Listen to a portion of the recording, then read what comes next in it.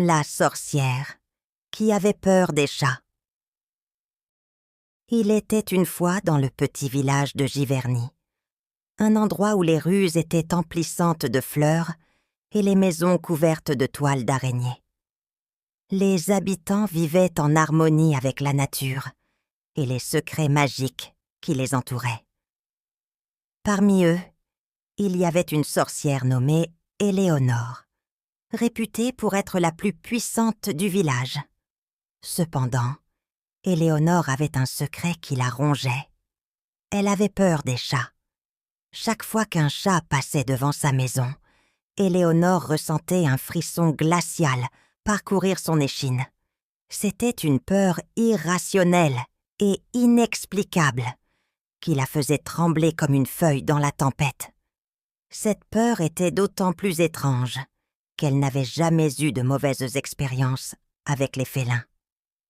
Un jour, un chat noir mystérieux apparut dans le village.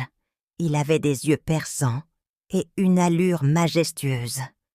Les villageois l'avaient nommé Minuit à cause de sa fourrure sombre comme la nuit.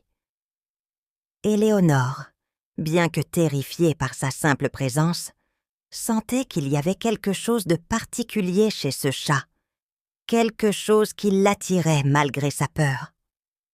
Le premier jour où Minuit s'aventura près de sa maison, Éléonore resta à l'intérieur, cachée derrière ses rideaux.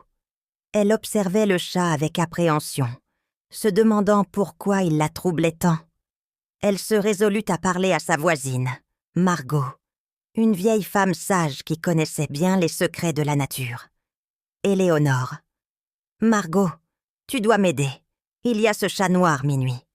Chaque fois que je le vois, je suis paralysée par la peur. Pourquoi ai-je une telle réaction ?» Margot.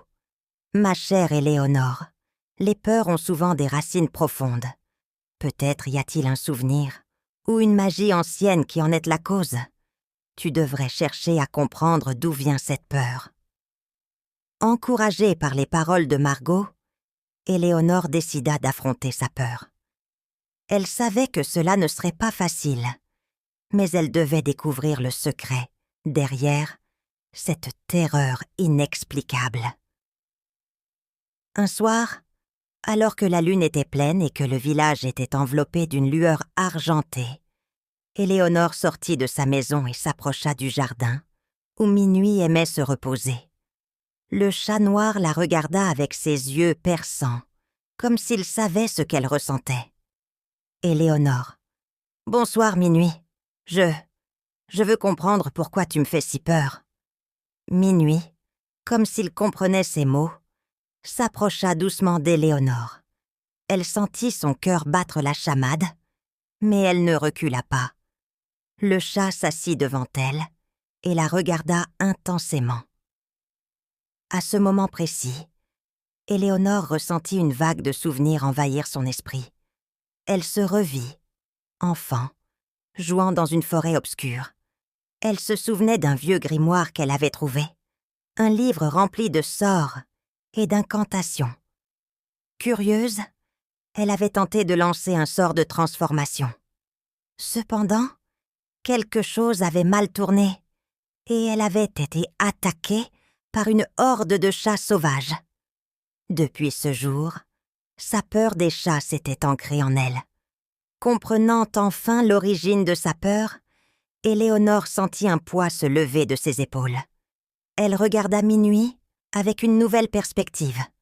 Ce chat noir n'était pas là pour la terroriser, mais pour l'aider à surmonter sa peur. Éléonore. « Merci, Minuit. Grâce à toi, j'ai compris d'où venait ma peur. Je suis prête à l'affronter. » Le chat noir ronronna doucement, comme pour approuver ses paroles. Éléonore décida alors de consulter de nouveau le vieux grimoire qu'elle avait trouvé enfant. Elle le sortit d'un coffre poussiéreux et le feuilleta avec précaution. Elle trouva le sort de transformation et réalisa qu'elle avait mal interprété certaines runes. Éléonore. « Ah, voilà l'erreur.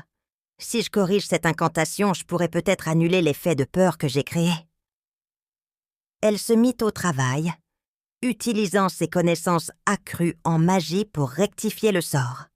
Lorsqu'elle eut terminé, elle ressentit une énergie nouvelle circuler en elle. Le lendemain, elle retourna voir Margot pour lui raconter son aventure. « Margot, je suis fière de toi, Éléonore. Tu as confronté ta peur et trouvé la source de ton problème. Minuit t'a aidé à ouvrir les yeux. Les animaux ont souvent un lien profond avec la magie, plus que nous ne le réalisons. Éléonore.